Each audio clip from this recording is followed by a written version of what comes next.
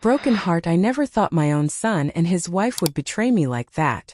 There I was, standing in the middle of the airport, my heart pounding in my chest, my suitcase by my feet, and tears welling up in my eyes. They had just left me.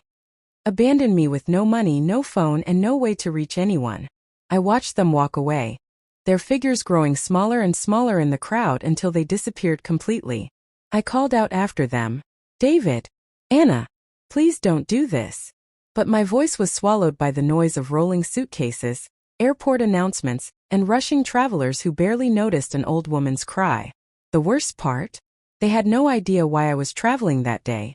They thought I was just tagging along, bothering them as usual. They didn't know I was on my way to meet someone who would change everything. And as I stood there with nothing but my bag and my broken heart, I realized I was at the beginning of a journey that none of them would ever see coming. But let me not get ahead of myself. My name is Margaret, I am 72 years old and I live in Houston, Texas. Before I continue, I want to say this: please subscribe, like this video, and hit the notification bell so you don't miss more of my stories. And tell me in the comments, from which part of the country are you watching me from? I love to know where my listeners are listening from. Now, let's go back a little so you understand how things led to that heartbreaking moment at the airport. I wasn't always the kind of woman who could be abandoned so easily. In fact, when I was younger, I was strong, independent, and respected. I worked as a nurse for 35 years, helping to heal the sick and care for the weak.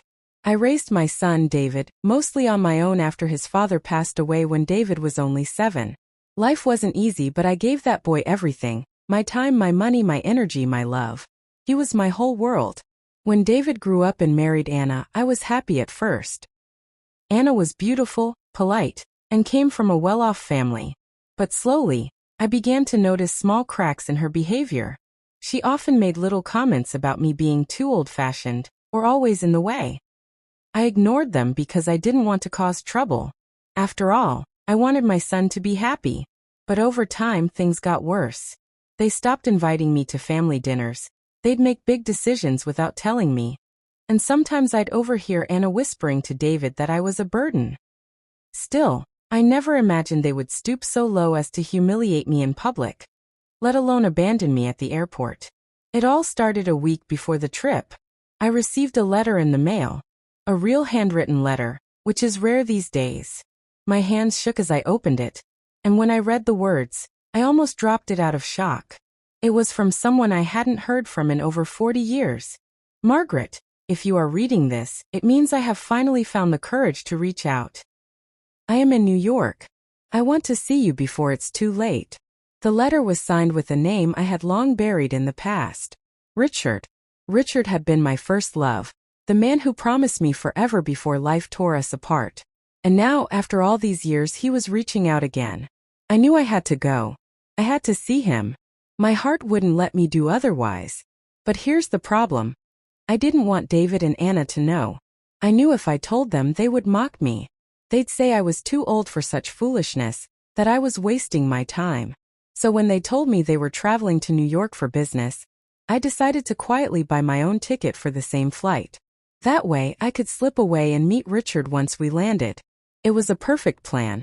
Until Anna discovered my ticket. From that moment, everything went downhill. At first, she laughed in my face. "You? Meeting someone in New York? What? Did you sign up for a dating service for seniors?" Her laughter cut into me like a knife. David wasn't much better. "Mom, you don't need to be chasing ghosts. You should be resting at your age." But I didn't let them stop me. I held on to my plan like a secret flame in my heart. When the day of the flight came, I dressed in my best clothes, carried my small suitcase, and walked proudly beside them. But the moment we reached the airport, their true colors showed. "Mom," Anna said with a smirk, "we can't afford to babysit you in New York. You'll just slow us down." Then David, my only son, nodded in agreement. "You'll be fine here. Just go home." Before I could respond, they turned their backs and walked away. And that was how I found myself standing alone, abandoned in the middle of the airport with no money, no ticket, and no way forward. My chest tightened as I realized I had a choice. Either go back home in shame, or find a way to get to New York and meet Richard. But then something happened. As I stood frozen in despair, a man in a dark suit approached me.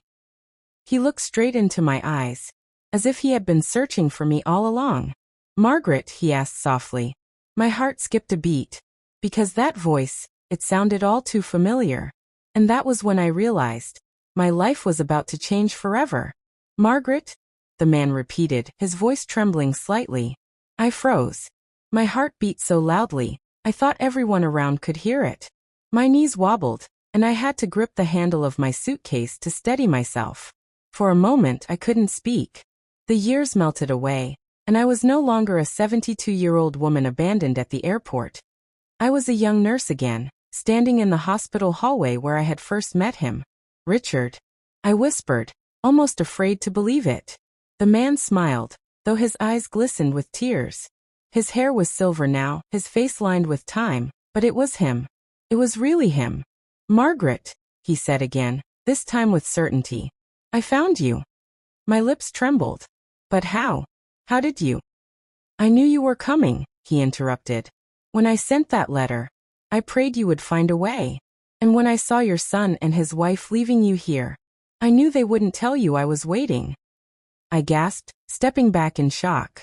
"You saw them?" He nodded slowly, his jaw tightening. "I was watching from the other side of the terminal. They walked away from you like you were nothing. I wanted to run over sooner, but I needed to be sure it was really you." Tears slipped down my cheeks. "They left me with no money, no way to reach anyone. I thought maybe I wouldn't see you after all." Richard reached into his coat pocket and gently pressed something into my hand. It was a plane ticket. "You're still coming with me, Margaret. Nothing will stop that now." I stared at the ticket, my breath catching. For a moment, hope returned to my heart, but then fear crept in. "Richard, I don't know if I can. I don't want to be a burden. My son already thinks." "Stop." His voice was firm yet kind. "You were never a burden, Margaret. Not to me. And I don't care what your son thinks. You deserve happiness too." Those words shook me to my core. It had been so long since anyone had spoken to me like that. For years, I had been treated as if I was just an old woman taking up space. Someone to be tolerated, not loved. But now, standing here in front of Richard, I felt alive again. But just as my heart began to settle, a sharp voice cut through the air. "Mom!" I turned around and froze. David was standing a few steps away, his face red with anger. Anna was right beside him, her arms crossed and a cruel smirk curling her lips. "What do you think you're doing?" David demanded, marching toward me. "Talking to some stranger? Didn't I tell you to wait quietly?" Anna chuckled and glanced at Richard. "Oh, so this is the mystery man. The one you've been sneaking around to see. Pathetic." Richard's jaw clenched. "You shouldn't speak to your mother like that," he said firmly. David glared at him. "And who are you to tell me what to do with my own mother?" The tension was so thick I could hardly breathe. People around us began to stare, whispering as the scene unfolded in the middle of the airport.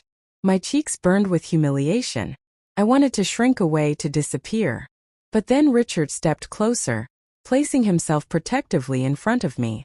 "My name," he said evenly, "is Richard Collins, and I am the man who loved your mother long before you ever existed."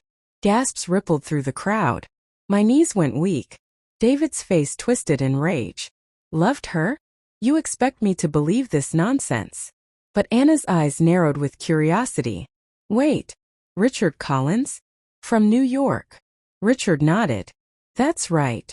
Anna's smirk faltered, replaced by something darker. Fear. She grabbed David's arm and whispered urgently into his ear, though I couldn't hear the words.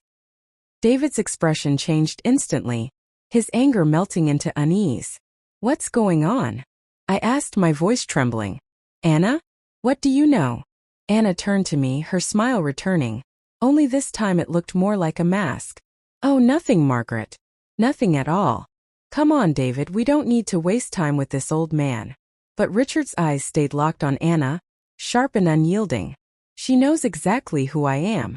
And if she's smart, she'll keep quiet." My stomach churned. What did that mean? Why would Anna, my daughter-in-law, the woman who had despised me from the start, react like that to Richard's name? Before I could ask again, the boarding call for our flight boomed over the loudspeaker. Passengers for Flight 237 to New York, please proceed to Gate 12. Richard turned to me and held out his hand. Margaret, it's time. Come with me. Richard turned to me and held out his hand. Margaret, it's time. Come with me. I hesitated, caught between the life I had always known, the family that didn't want me, and the possibility of a new beginning with the man who had once held my heart. But before I could make a choice, Anna suddenly grabbed my suitcase and yanked it out of my hand. You're not going anywhere, she hissed. And in that moment I realized she wasn't just being cruel. She was hiding something. Something big. The crowd gasped as Anna yanked the suitcase from my hand. I stumbled forward, nearly falling, but Richard caught me just in time. My heart pounded in my chest, not just from the shock of her action, but from the sudden realization that this was no ordinary family argument. Anna! I cried, my voice breaking. Why are you doing this? Give me back my bag. She clutched it tighter, her knuckles turning white. You don't understand, Margaret. You can't go with him. You're not boarding that plane. David tried to calm her, though his own voice shook. Anna, people are staring. Let's just go. But Anna cut him off sharply. No. She's not leaving with him. Not with Richard Collins. Richard's face hardened. So you do know who I am. Anna's eyes darted around nervously, and for the first time she looked unsettled. I just know enough to protect my family. That's all. The way she said my family made my stomach twist. It was as if I didn't belong to it anymore. Anna, I said softly, trying to steady my voice. What are you hiding? Why are you so afraid of Richard? Anna glared at me, then at him. You wouldn't understand. Just go home, Margaret. Go back to your quiet little life and forget about all this. It's not worth it. But Richard stepped forward, his voice low and dangerous. Tell her the truth, Anna. Or I will. The airport seemed to freeze. Even the announcements faded into the background as silence fell between us. My breath caught. The truth? What truth? Anna's lips tightened. She looked at David, who only stared back at her in confusion. He clearly had no idea what she was talking about. Fine, Anna hissed finally. If you want to ruin everything, then go ahead. But don't blame me when it destroys her. Destroys me? I repeated, my voice trembling. Anna, what are you saying? But before either of them could answer, a loud voice boomed over the intercom again. Final boarding call for Flight 237 to New York. All passengers, please proceed to Gate 12 immediately. Richard grabbed my hand firmly. Margaret, we're out of time. We have to go.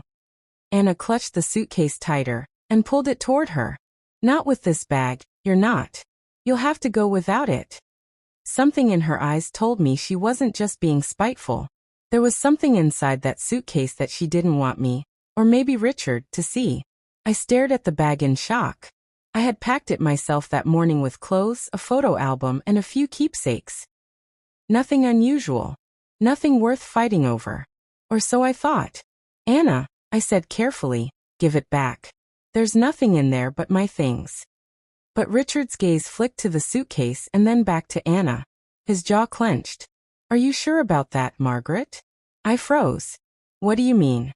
He shook his head. Because Anna looks like she knows something you don't. A chill ran down my spine. Could it be possible? Had someone tampered with my bag? David finally stepped between us, his voice raised in frustration. Enough. We're not causing a scene here. He pried the suitcase from Anna's grip and shoved it back toward me. Here, Mom. Take it. But if you get on that plane, don't expect me to be waiting for you when you come back. His words cut deep.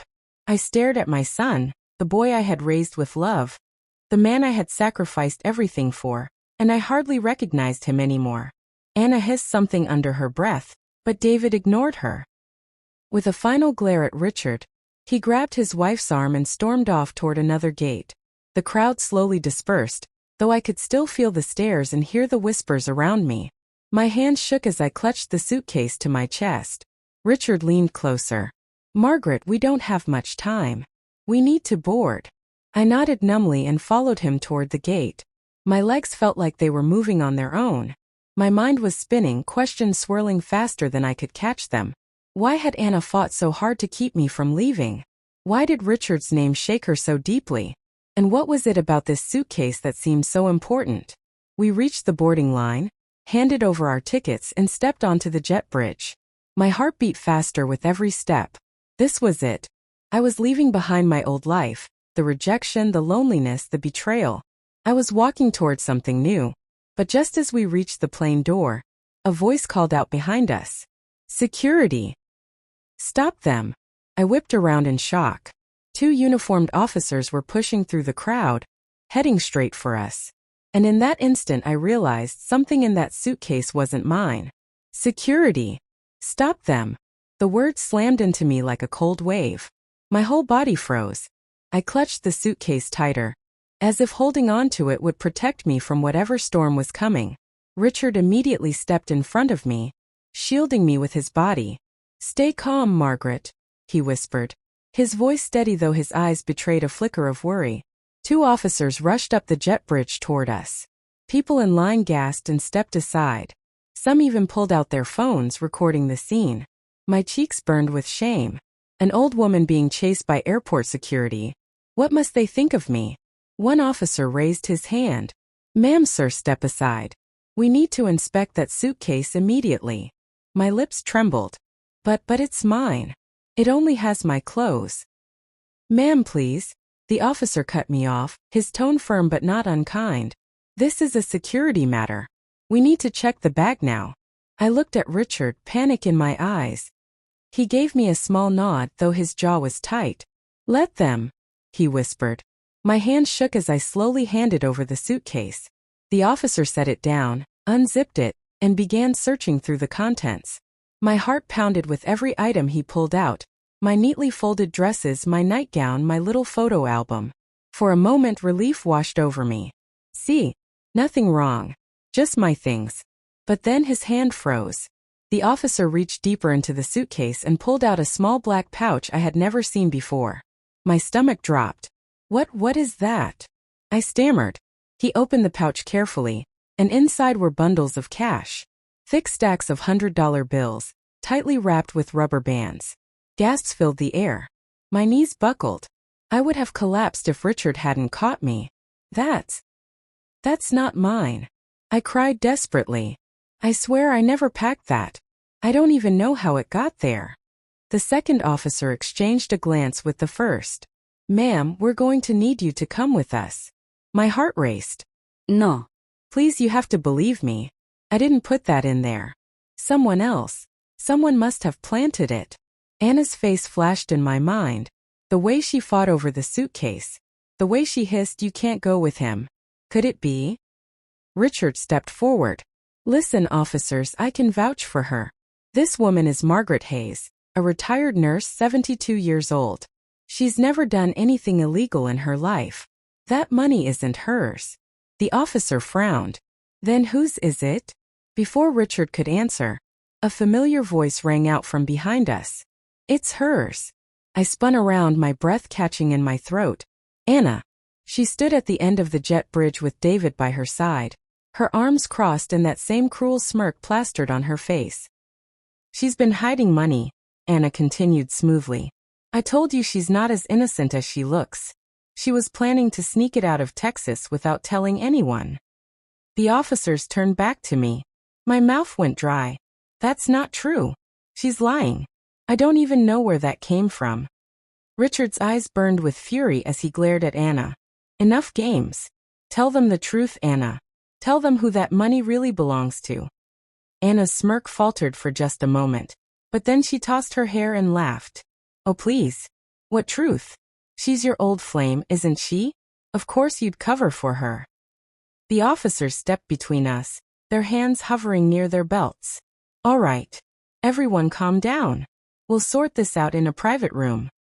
My legs trembled as they began escorting us back down the jet bridge. The passengers still in line whispered and stared, some shaking their heads, others watching with curiosity. I wanted to scream.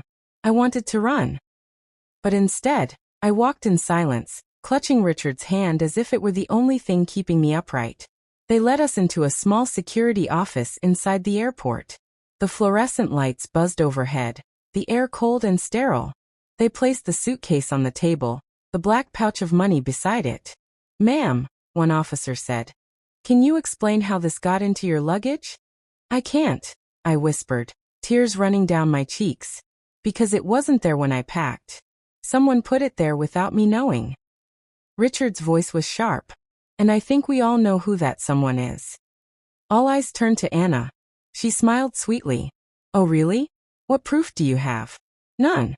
Meanwhile, the suitcase was in her possession the whole time. David looked uncomfortable, shifting from foot to foot. "Anna, maybe we shouldn't." "Shut up, David," she snapped, her mask of sweetness cracking for a second. The officers looked at one another. Tension filled the room. And then, just when I thought things couldn't get worse, Richard stepped forward, his voice steady but deadly serious. "Check the pouch again," he said. The officer frowned but obeyed, opening the pouch wider. This time he reached deeper and pulled out not just cash but something else. A small flash drive. He held it up. "What's this?" Anna's face drained of color. Richard's lips curled into a grim smile. "That is the evidence she never wanted anyone to see." The room went silent. Everyone's eyes were locked on that tiny flash drive gleaming in the officer's hand. Anna's smirk was gone now.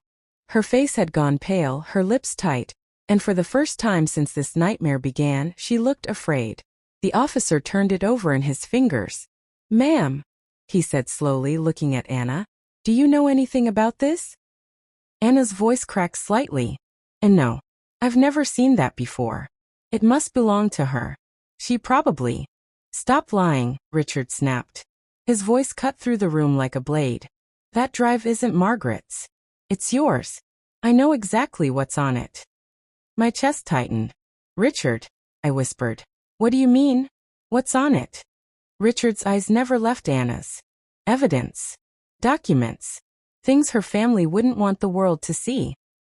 The officers exchanged uneasy glances. One of them slid the drive into a computer on the desk. The screen flickered to life, and within seconds, file after file appeared: bank statements, contracts, offshore accounts. The officer's eyebrows shot up. "This is millions of dollars. Hidden assets. Fraudulent transfers." He looked at Anna sharply. "Ma'am, can you explain this?" Anna's mask cracked completely. She shook her head wildly. "No. No, that's not mine. She's framing me. She and this man, this Richard, they're working together to set me up." Richard stepped forward, his voice calm but full of steel. "That's enough, Anna. You've lied long enough." My head spun. Fraud. Millions of dollars? My daughter-in-law, the woman who mocked me for living on a fixed pension, who sneered at my little house, was secretly hiding money like this? David looked stunned. "Anna, is this true?" She grabbed his arm desperately. "No, David. Don't listen to them. They're trying to turn you against me. It's all lies." But Richard's voice cut through again. "Then why," he said slowly, "is my company's name on half of those documents?" The room froze. I stared at him, my mouth falling open. "Your company?" Richard nodded, his jaw tight. "Yes. Years ago, before I lost touch with you, Margaret, I built a small investment firm in New York. It grew over the years, and now it handles millions. But last year, I discovered funds were being funneled out, stolen, hidden offshore. We traced it, but the trail ended cold." He turned to Anna, his eyes narrowing. "Until now." Anna's face crumpled. "You can't prove anything. You have nothing but numbers on a screen." But Richard's gaze was unwavering. "And now, thanks to your arrogance, we have the drive. The very proof you tried to hide by slipping it into Margaret's suitcase." My hands trembled as I realized the truth. That was why Anna had fought so hard over the bag. That was why she looked terrified when Richard's name was spoken. She knew he was connected to the fraud. She knew the evidence was right there, hidden with me. And she tried to pin it all on me. Tears filled my eyes. You were willing to let me go down for this? To let me be dragged away in handcuffs for something I didn't even understand?" Anna didn't answer. She just clenched her jaw, her eyes darting toward the door as if searching for an escape. David staggered back, running a hand through his hair. His voice shook. Anna, tell me this isn't true. Tell me you didn't. She turned on him sharply. Don't you dare look at me like that. Everything I did for us. For you, for our future. Do you think your precious little nursing salary from your mom would have ever gotten us anywhere? Someone had to take control. Someone had to be smart. The words sliced through me. My heart cracked hearing her spit those insults, not just at me, but at the memory of the years I had sacrificed for my son. David's face twisted in horror. No. No, you used me.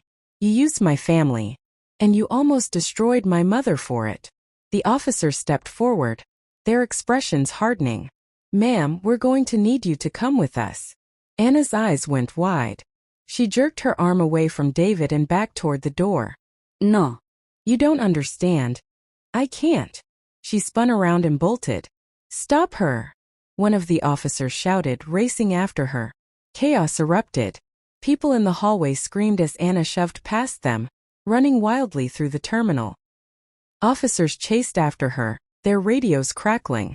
I clutched Richard's arm, my whole body trembling. Richard, what's happening?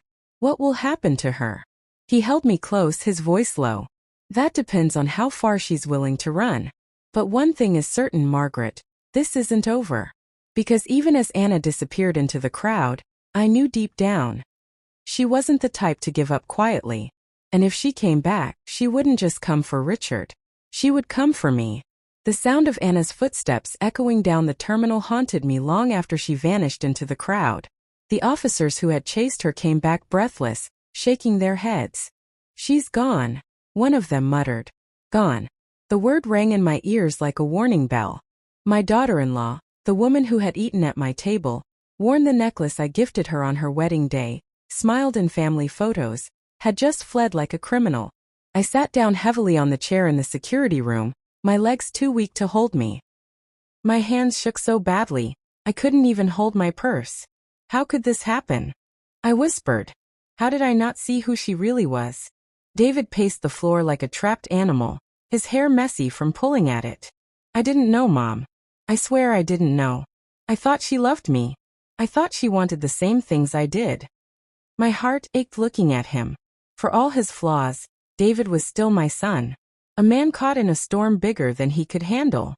But I couldn't forget that only hours ago, he had walked away from me, abandoning me in the airport like I was nothing. Richard leaned against the wall, his eyes never leaving me. His calm strength steadied me in a way I hadn't felt in years. One of the officers finally cleared his throat. Ma'am, sir, we'll put out an alert for Anna Michaels. She won't get far. In the meantime, you're both free to continue your journey. We have everything we need from the drive. Free. The word didn't feel real. My chest was still tight, my body trembling from everything that had just unfolded. But Richard took my hand and squeezed gently. Margaret, come with me. Let's get on that plane. We can't let her ruin this moment. I looked at him, my heart torn. On one hand, I longed to escape this nightmare, to finally reach New York and see what our future might hold. On the other, a part of me hesitated. Could I really leave everything behind? My son, my past, my whole life in Houston? David dropped into a chair, burying his face in his hands. Mom, I'm so sorry. For everything. For the way I treated you, for not believing in you. I didn't know what Anna was doing. Please don't give up on me. My throat tightened. My son's voice, the same voice that once called me Mommy when he was scared of the dark, was now begging me not to abandon him. I sat beside him, placing a trembling hand on his shoulder. David, I will always love you. But love doesn't mean I have to let you keep hurting me. You turned your back on me today. That wound will take time to heal. Tears filled his eyes. I know. And I'll spend the rest of my life making it up to you. Just don't leave me completely, Mom. Please. For the first time in a long while, I saw not the hardened man Anna had twisted him into, but the boy I raised. A boy who still needed his mother. But before I could answer, Richard spoke softly. Margaret, you don't have to choose between us. You can love your son and still choose happiness for yourself. You deserve both. His words wrapped around me like a blanket. For years, I had given everything to my family, often leaving nothing for myself. And look where it had gotten me. Abandoned, humiliated, nearly framed for a crime I didn't commit. Maybe it was time to choose differently. I wiped my tears and stood up. Richard, let's go. His eyes softened with relief. He offered me his arm, and together we walked back toward the gate. David stayed behind, his face a mix of sorrow and regret. We boarded the plane, found our seats, and for the first time that day, I let out a shaky breath. As the engines roared to life, I allowed myself to hope, just a little, that things might finally turn around. But just as the plane began taxiing down the runway, a flight attendant hurried down the aisle, whispering frantically to her colleague. My stomach knotted. Moments later, the captain's voice crackled over the intercom. Ladies and gentlemen, we've been asked to delay takeoff due to a security alert concerning 2 of our passengers. Gasps rippled through the cabin. My pulse quickened. Richard's hand tightened around mine. And then, over the hum of whispers, I heard it. A voice from the back of the plane. Don't move, Margaret. I turned slowly, my blood running cold. Anna was standing there. Somehow she had made it onto the plane. The moment I heard her voice, my entire body went rigid. Slowly, I turned in my seat, and there she was. Anna. Her hair was disheveled, her lipstick smudged, but her eyes burned with the same cold fire I had seen back in the terminal. Somehow, she had slipped past security, past the boarding gate, and onto this very plane. Gasps filled the cabin as passengers craned their necks to see what was happening. A flight attendant hurried down the aisle, but Anna shoved past her. Her gaze locked on me like a predator hunting its prey. Margaret, she hissed, her voice low but sharp enough to cut. You think you've won? You think you can ruin me? Richard rose from his seat, blocking her path. His voice was calm but laced with steel. It's over, Anna. Go back with the officers. Running will only make things worse. Her laugh was hollow, almost manic. Over? Oh, Richard, you don't understand. It will never be over. Not until she's gone. She pointed directly at me. My heart nearly stopped. Me, I stammered. Why me? What did I ever do to you? Anna's face twisted with rage. You existed. You stood in the way of everything. David's loyalty, Richard's secrets, even my future. You were always there, weak, needy, clinging on to scraps of attention that should have been mine. Her words hit like daggers. All those times she rolled her eyes at me, mocked me, left me out of family dinners. It wasn't just dislike. It was hatred. Richard stepped closer, his voice rising. That's enough.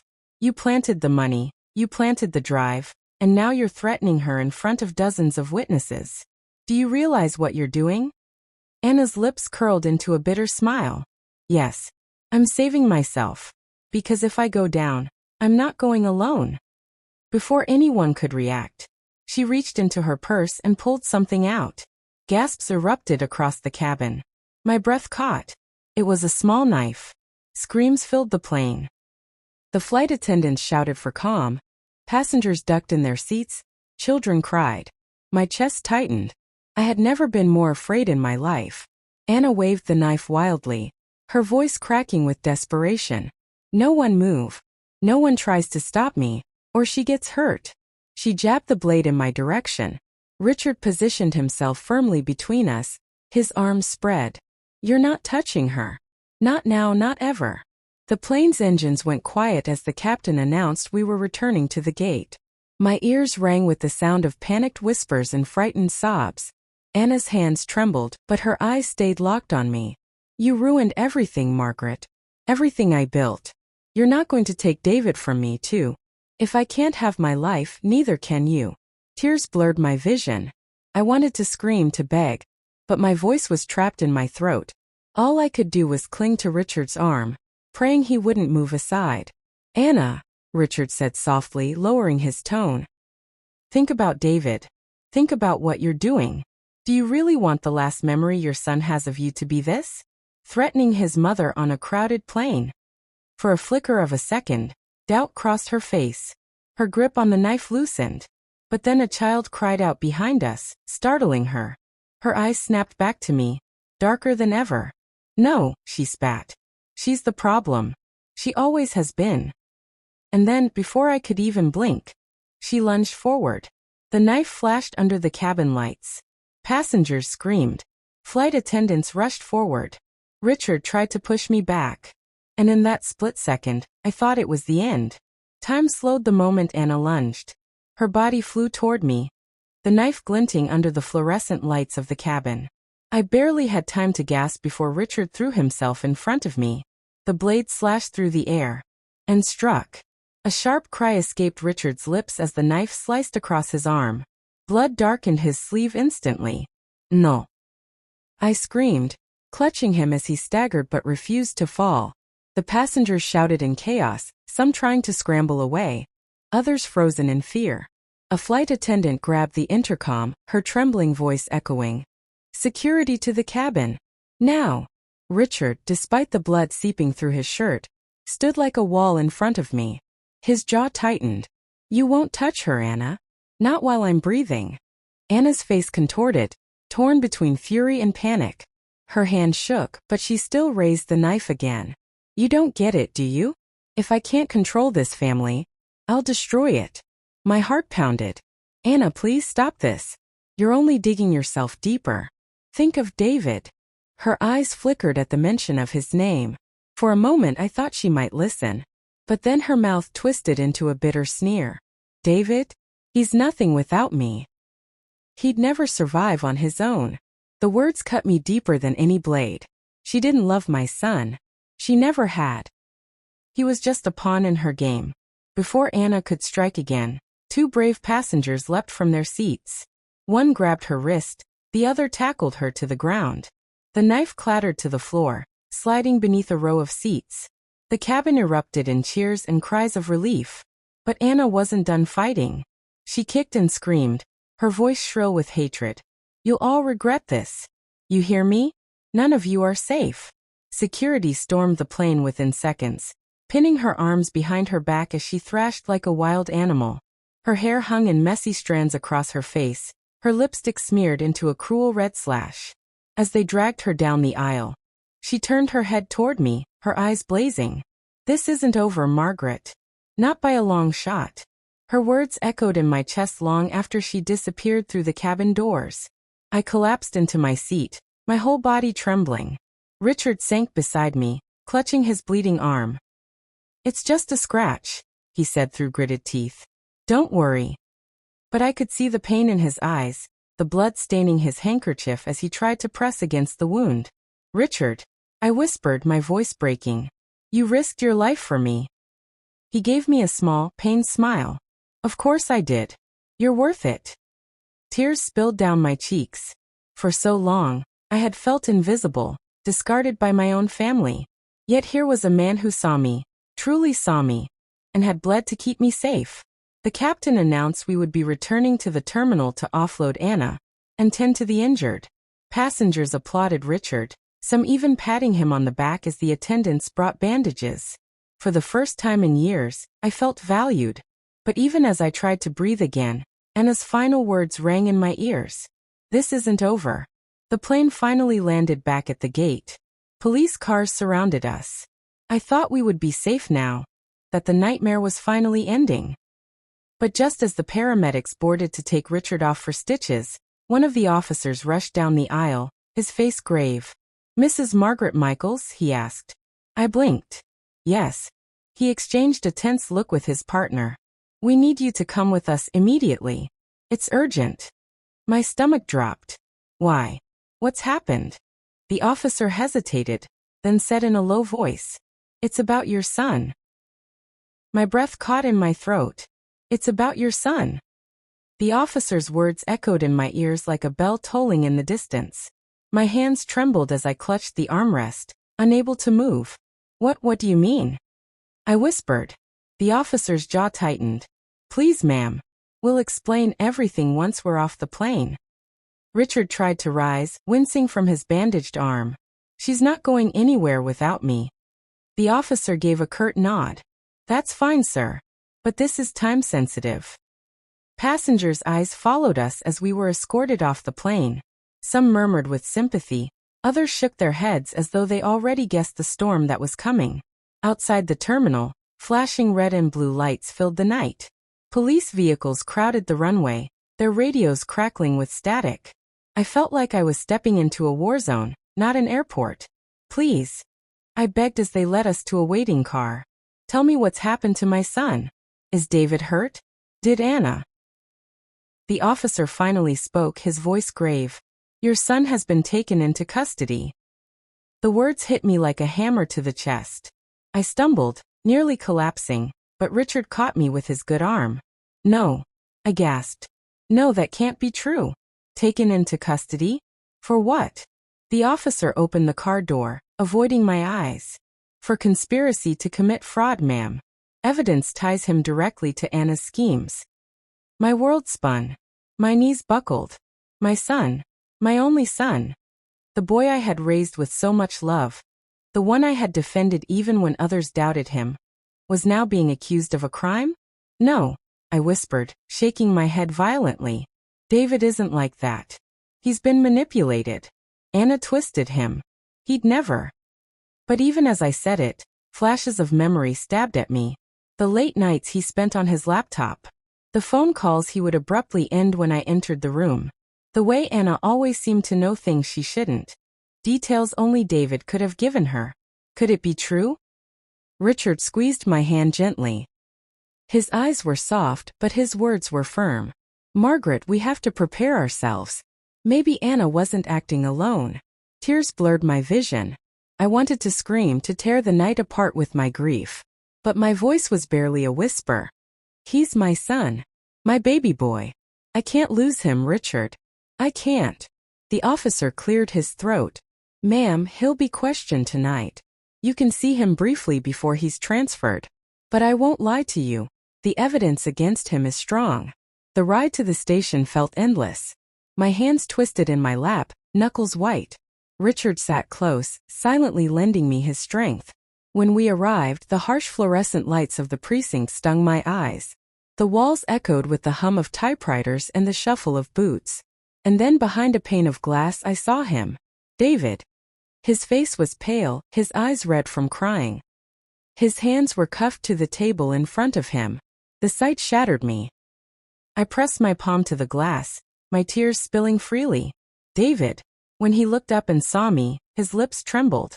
For a brief second, he looked like the little boy who used to run into my arms after school, clutching his drawings, proud and innocent.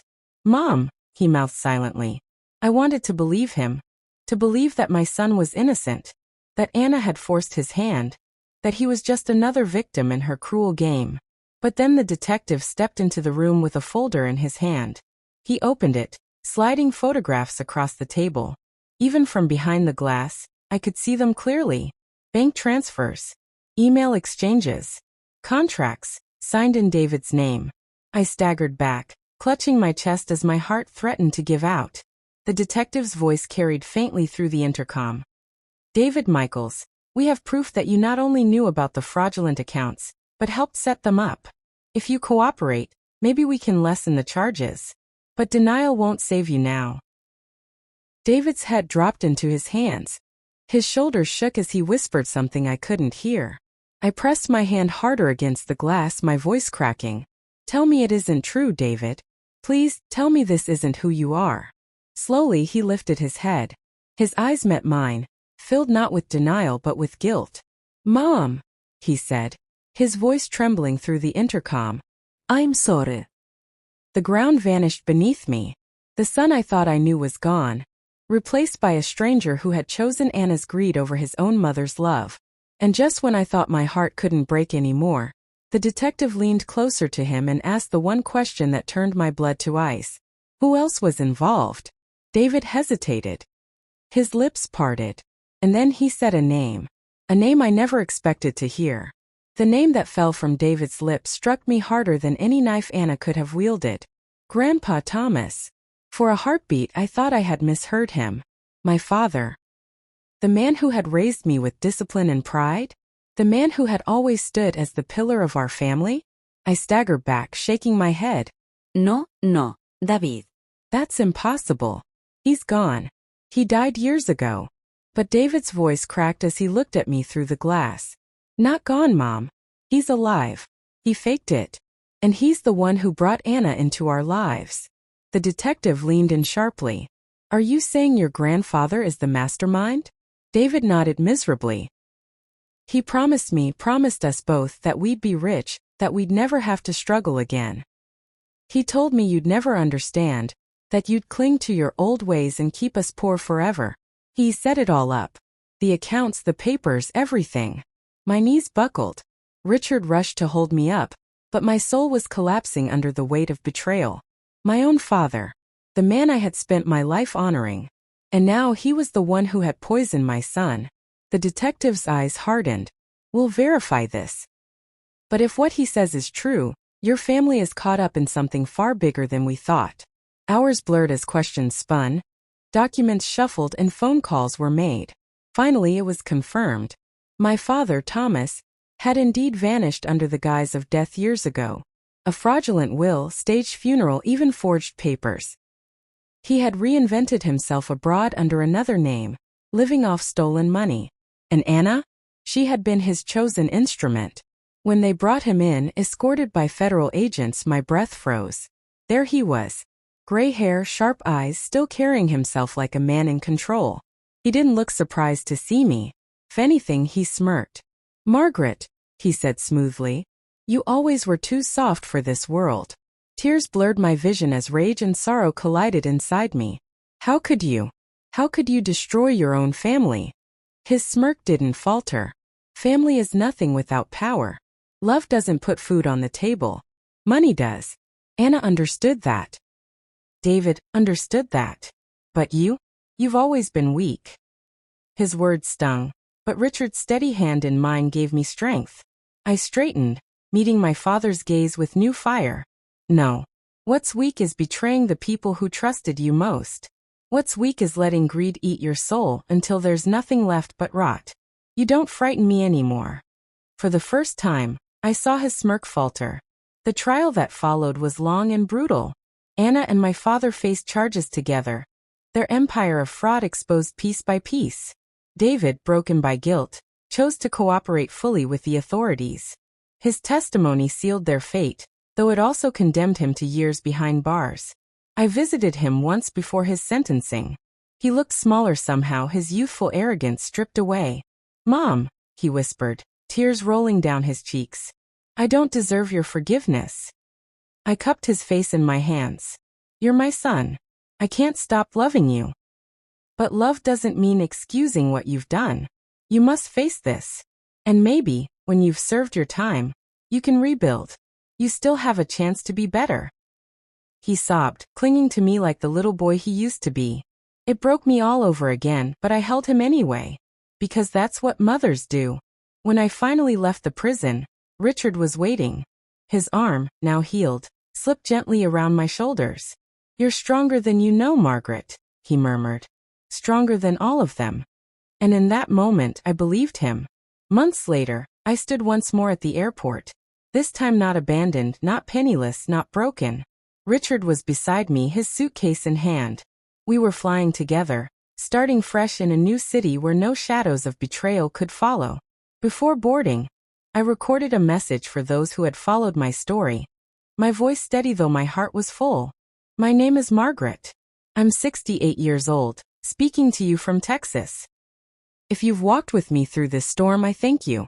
Please subscribe, like, and click the notification button so you don't miss more stories like mine.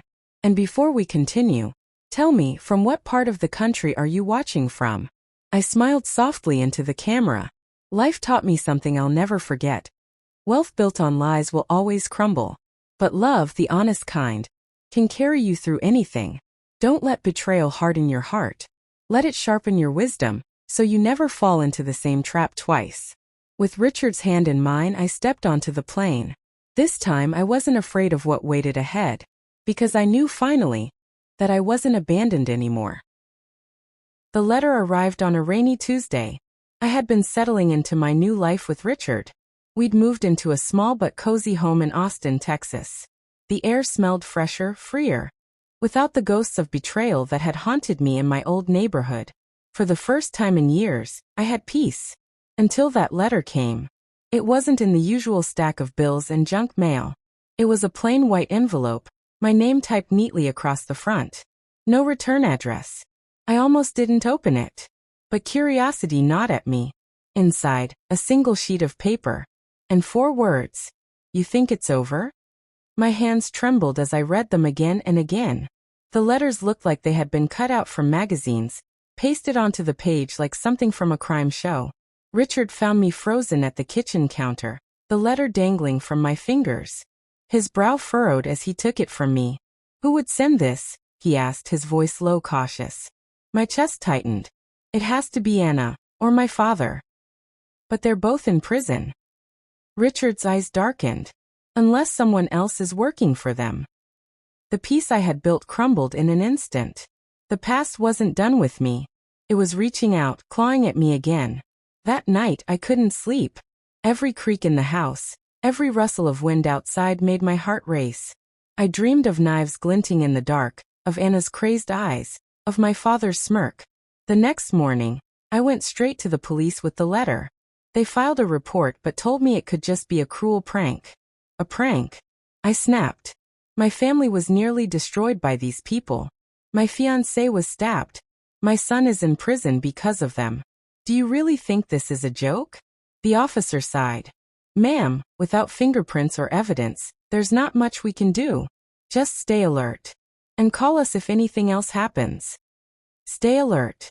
As if I hadn't been doing that my whole life. Days passed, and I tried to convince myself it was nothing. Maybe it really was just some sick prankster. Richard kept me close, reassuring me with his steady presence. But deep down unease gnawed at me. And then the phone rang. I answered, expecting a telemarketer or maybe a neighbor. But the voice that crackled on the other end made my blood run cold. Hello, Margaret. I froze. I would know that voice anywhere. My father. But how? I whispered. You're in prison. I saw the trial. I saw the sentence. A chuckle drifted through the line, slow and menacing. You should know by now, Margaret. Men like me don't stay behind bars for long. There are always ways out. My knees nearly buckled. What do you want from me? Haven't you destroyed enough already? His voice hardened. No. Not until you learn your lesson. You defied me. You shamed me. And now you're going to pay. The line went dead. My hand shook so badly the phone slipped and clattered to the floor. Richard rushed in, panic in his eyes as he helped me up. What happened? I couldn't even form the words at first. Finally, I managed to whisper. He's out. My father is out. Richard's face paled. He pulled me close, holding me as though his arms could shield me from the nightmare clawing its way back into our lives. But deep down, I knew this was only the beginning. The storm I thought I had survived was only gathering strength again. The very next morning after that chilling phone call, the storm inside me worsened. I didn't sleep a wink. Every shadow outside the window seemed to move. Every passing car felt like it slowed down too long in front of our home. Richard tried to reassure me, but even he was shaken. We both knew my father wasn't the kind of man to bluff. And then the proof arrived. Richard went outside to fetch the morning paper. A few minutes later he came back in, his face pale, his jaw tight. Without a word he dropped the paper onto the table. I gasped. Taped across the front page wasn't just the morning's headlines. It was a photograph. A photograph of me, taken from outside the house. Last night, I was standing near the living room window, talking to Richard. And across the photo, in red ink, were the words, I'm closer than you think. I felt sick. My father wasn't just free, he was watching me. Richard grabbed his phone immediately and called the detective who had worked our case. Within an hour, officers were at our doorstep, combing through the yard, searching for clues. But as always, my father was one step ahead. No fingerprints. No tracks. Nothing but that one terrifying photo. That night, we stayed at a hotel for safety. Richard insisted, and though I hated leaving our new home, I knew it was the right choice. But lying in that unfamiliar bed, I stared at the ceiling, my mind spinning. Why was my father so determined to destroy me? What did he mean by making me learn my lesson? By the second night, I thought maybe things were calming down. Maybe the police presence had scared him away. Richard even cracked a smile and suggested we order room service. For a moment, life felt normal again. until the fire alarm went off. A shrill, piercing sound filled the hotel hallway. We rushed out of bed, grabbing our things, joining the flood of guests evacuating. Smoke filled the air, acrid and suffocating. My heart pounded as we stumbled outside. But when I turned my head, through the chaos I saw him, standing across the street. My father. He wore a dark coat, his gray hair slicked back, his eyes locked onto mine. He didn't move, didn't flinch. He just stood there, a cruel smirk spreading across his face. I froze. My whole body shook. Richard pulled me toward the crowd, but I couldn't look away. It felt like he was staring right into my soul. And then, just as quickly, he turned and disappeared into the night. The fire was contained quickly, just a small blaze in one of the kitchens, they said. But I knew. Deep down I knew. That wasn't an accident. That was my father's warning shot. Later, as I sat trembling in Richard's arms, one thought echoed louder than the fire alarm had. If my father could set fire to a hotel full of innocent people, what would he do next? The night after the hotel fire, I sat wide awake, my heart thudding so hard I thought it might burst from my chest. Every creak of the hallway, every shuffle of feet outside the door made me jump. Richard tried to keep calm, but I could see the storm in his eyes too. The police promised to increase patrols around the hotel and our home, but I knew my father. He was cunning, patient, and cruel. If he wanted to get to me, no locked door or uniformed officer would stand in his way. Still, Richard refused to let fear rule us. "We can't keep hiding," he said, holding my hands tightly. "We'll go back home tomorrow. We'll install cameras, alarms, whatever it takes.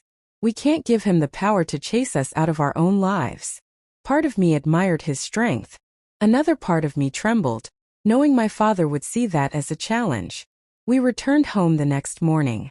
The house looked exactly as we had left it. Tidy, quiet, almost too normal. But I could feel the eyes on me. I didn't know from where, but I knew he was near. Richard spent the whole afternoon setting up security cameras around the house.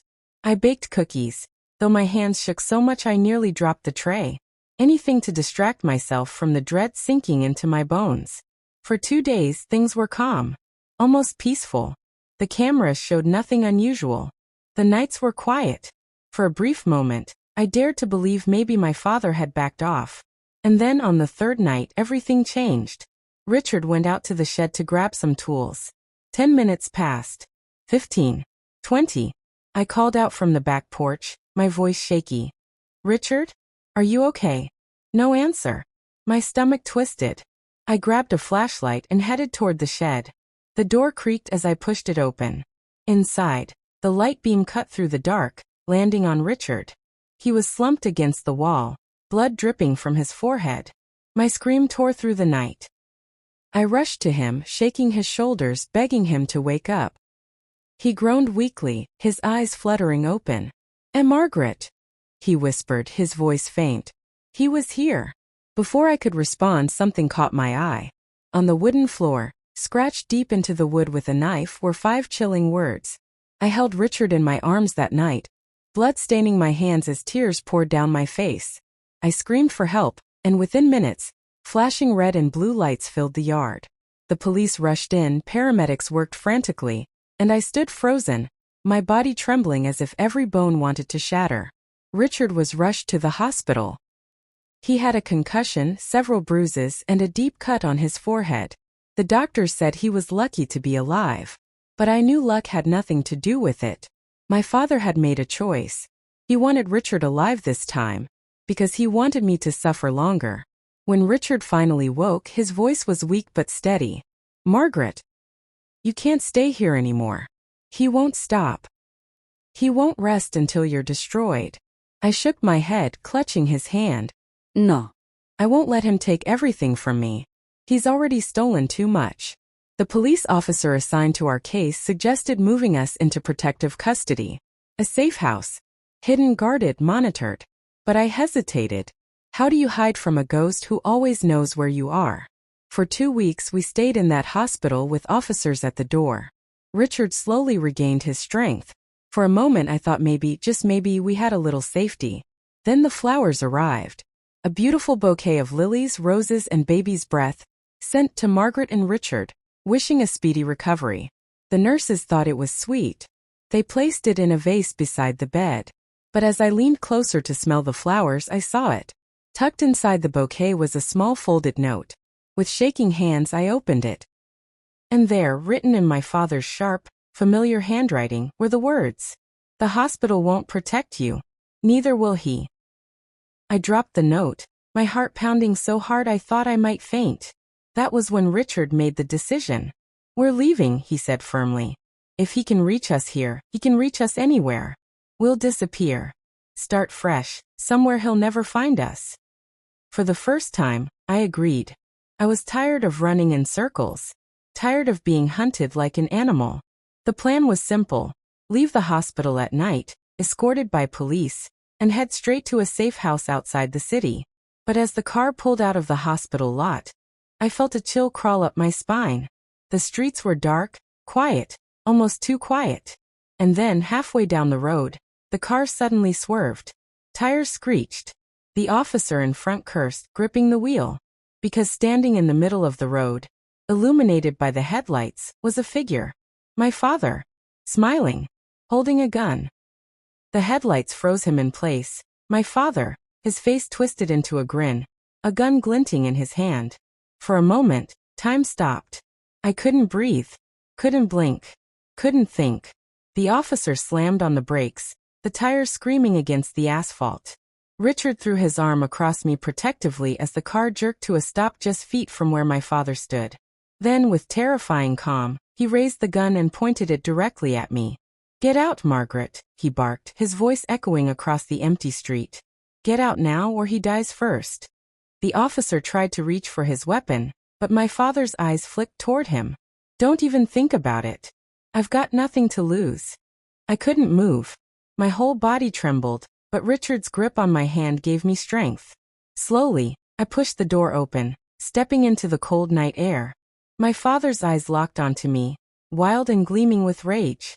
"You ruined everything," he hissed. "I gave you life and you spit on it. I took care of you and you turned your back on me. Now it's my turn to teach you what abandonment feels like." His hand tightened on the trigger. But before he could pull it, Richard burst out of the car. "No!" he shouted, charging forward. The officer followed in an instant. The night exploded into chaos. A gunshot rang out, sharp and deafening. My scream pierced the air. I saw Richard tackle my father, the gun flying from his grip. The officer dove in, wrestling him to the ground. Another shot fired, this time from the officer's weapon. My father howled in pain as the bullet struck his shoulder. The fight ended as quickly as it began. He lay on the pavement, bleeding, cursing, and laughing all at once. His eyes, burning with hatred, found mine. "This isn't over, Margaret," he spat, his voice hoarse. "Even if I die, you'll never be free of me." I trembled, but for the first time I found the strength to speak back. "You're wrong. Tonight is the end. You don't own me anymore." The officers cuffed him, dragging him into the back of the squad car as he screamed curses into the night. I collapsed into Richard's arms, sobbing with relief, pain, and exhaustion. It was over. Truly over. Weeks later, after my father was sentenced to life in prison without parole, Richard and I finally began to breathe again. The nightmares didn't disappear overnight, but slowly they faded. The shadows no longer seemed alive. The silence no longer felt threatening. And in that quiet, I learned something important. Evil can wear the face of family. It can come from those meant to protect us. But we are not bound to repeat their darkness. We are not destined to carry their chains. My father tried to destroy me, but in the end all he did was teach me the strength I never knew I had. So to everyone listening, if you've ever been betrayed, abandoned, or hurt by the very people who should have loved you most, remember this. Your bloodline doesn't define your worth. Your choices do. I survived. You can too. Thank you for listening to my story. Please don't forget to like, subscribe, and click the notification bell for more upcoming stories. And tell me, from which part of the country are you watching from? I'd love to know.